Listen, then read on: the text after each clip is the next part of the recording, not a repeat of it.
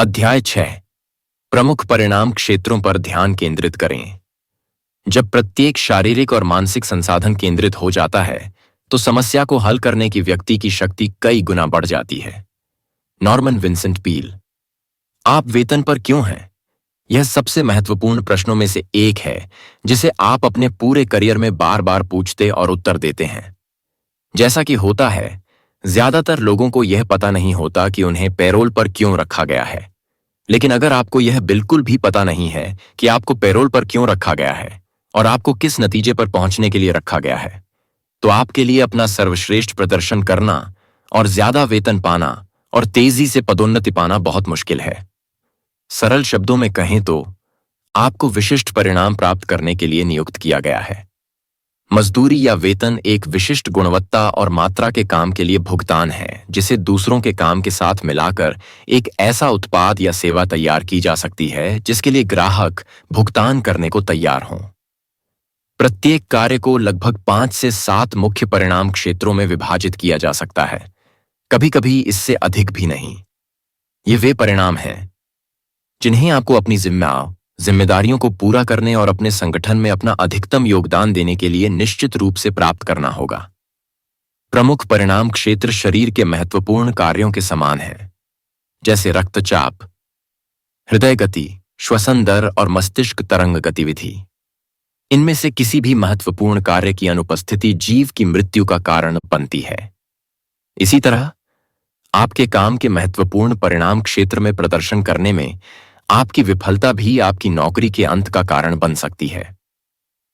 उदाहरण के लिए, प्रबंधन के मुख्य परिणाम क्षेत्र हैं योजना बनाना, स्टाफिंग, प्रतिनिधि नियुक्त करना, पर्यवेक्षण करना, मापना और रिपोर्टिंग करना।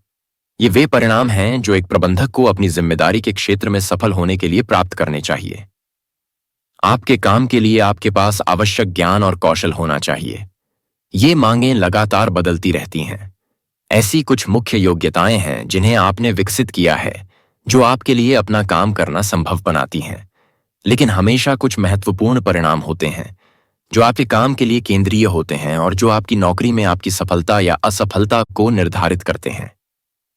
मुख्य परिणाम क्षेत्र को ऐसी चीज के रूप में परिभाषित किया जाता है जिसके लिए आप पूरी तरह से जिम्मेदार हैं। इसका मतलब है कि अगर आप इसे नहीं करते हैं, उस टास्क को वो हैं, तो यह पूरा नहीं होगा। मुख्य परिणाम क्षेत्र एक ऐसी गतिविधि है जो आपके नियंत्रण में है। यह आपके काम का एक आउटपुट है जो दूसरों के काम के लिए एक इनपुट या योगदान कारक बन जाता है।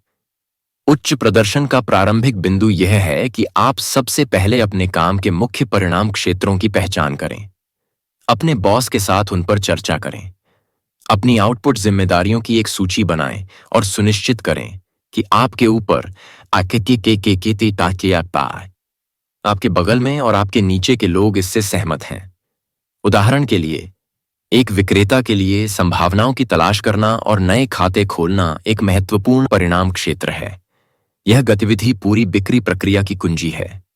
बिक्री को पूरा करना एक महत्वपूर्ण परिणाम क्षेत्र है। जब बिक्री की जाती है तो यह उत्पाद या सेवा का उत्पादन और वितरण करने के लिए कई अन्य लोगों की गतिविधियों को ट्रिगर करता है। किसी कंपनी के मालिक या मुख्य कार्यकारी के लिए बैंक ऋण पर बातचीत करना एक महत्वपूर्ण परिणाम क्षेत्र है। सही लोगों को काम पर रखना और प्रभावी ढंग से काम सौंपना दोनों ही महत्वपूर्ण परिणाम क्षेत्र हैं। रिसेप्शनिस्ट या सचिव के लिए पत्र टाइप करना या फोन का जवाब देना और कॉलर को जल्दी और कुशलता से स्थानांतरित करना मुख्य परिणाम क्षेत्रों के रूप में परिभाषित किया गया है। इन कार्यों को जल्दी और अच्छी तरह से करने की एक व्यक्ति की क्षमता काफी हद तक उनके वेतन और पदोन्नति को निर्धारित करती है। एक बार जब आप अपने मुख्य परिणाम क्षेत्रों को निर्धारित कर लेते हैं, तो दूसरा चरण आपके लिए उन क्षेत्रों में से प्रत्येक में 1 से 10 के पैमाने पर खुद को ग्रेड करना है। आप कहाँ मजबूत हैं और कहाँ कमजोर हैं, आपको कहाँ बेहतरीन परिणाम मिल रहे हैं और कहाँ आप कमजोर प्रदर्शन कर रहे हैं। नियम यह है, आपका सबसे कमजोर प्रमुख परिणाम क्षेत्र वह ऊंचाई निर्धारित करता है जिस पर आप अपने सभी अन्य कौशल और क्षमताओं का उपयोग कर सकते हैं। यह नियम कहता है कि आप 7 में से 6 प्रमुख परिणाम क्षेत्रों में असाधारण हो सकते हैं, लेकिन 7वें में वास्तव में खराब हो सकते हैं। और सातवें क्षेत्र में आपका खराब प्रदर्शन आपको पीछे धकेल देगा और यह निर्धारित करेगा कि आप अपने सभी अन्य कौशलों के साथ कितना हासिल करते हैं। यह कमजोरी आपकी प्रभावशीलता पर एक बाधा के रूप में कार्य करेगी और घर्षण और निराशा का एक निरंतर स्रोत होगी। उदाहरण के लिए, किसी प्रबंधक के लिए काम सौंपना एक महत्वपूर्ण परिणाम क्षेत्र है। यह कौशल एक महत्वपूर्ण उत्तोलन बिंदु है जो प्रबंधक को प्रबंधन करने, दूसरों के माध्यम से परिणाम प्राप्त करने में सक्षम बनाता है। एक प्रबंधक जो ठीक से काम सौंप नहीं सकता है, वह अपने सभी अन्य कौशलों का अधिकतम प्रभावशीलता स्तर पर उपयोग करने से पीछे रह जाता है। खराब काम सौंपने का कौशल अकेले ही नौकरी में विफलता का कारण बन सकता है।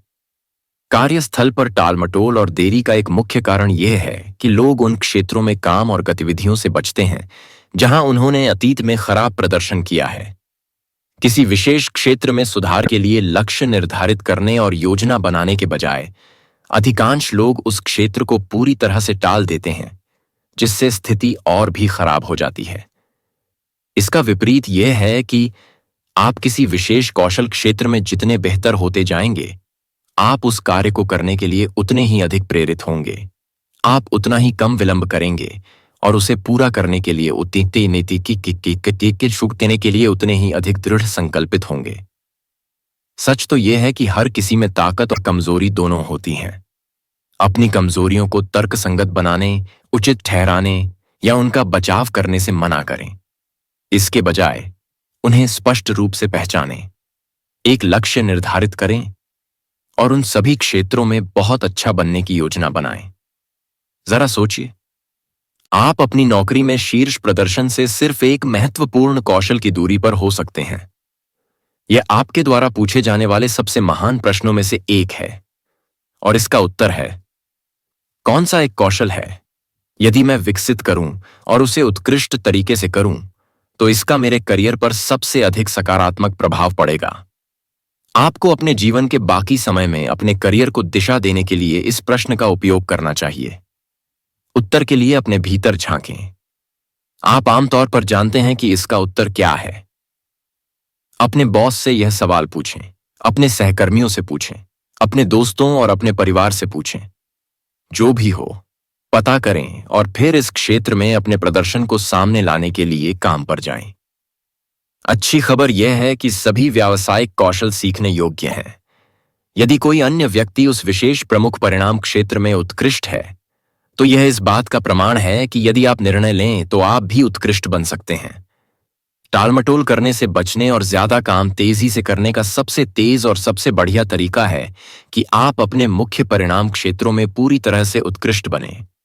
यह आपके जीवन या आपके करियर में आपके द्वारा किए जाने वाले किसी भी अन्य काम जितना ही महत्वपूर्ण हो सकता है।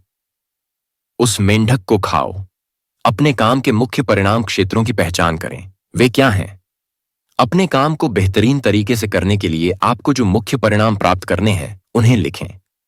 प्रत्येक पर खुद को 1 से 10 तक का ग्रेड दें और फिर एक महत्वपूर्ण कौशल निर्धारित करें जिसे यदि आप बेहतरीन तरीके से करते हैं तो यह आपके काम में आपकी सबसे अधिक मदद करेगा।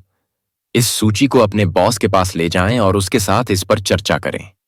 ईमानदार प्रतिक्रिया और मूल्यांकन आमंत्रित करें। आप तभी बेहतर हो सकते हैं जब आप अन्य लोगों के रचनात्मक इनपुट के लिए खुले हों। अपने कर्मचारियों और सहकर्मियों के साथ अपने परिणामों पर चर्चा करें। अपने जीवन साथी के साथ इस पर बात करें। अपने करियर के बाकी समय में नियमित रूप से इस विश्लेषण को करने की आदत डालें। सुधार करना कभी बंद न करें। यह निर्णय ही आपका जीवन बदल सकता है।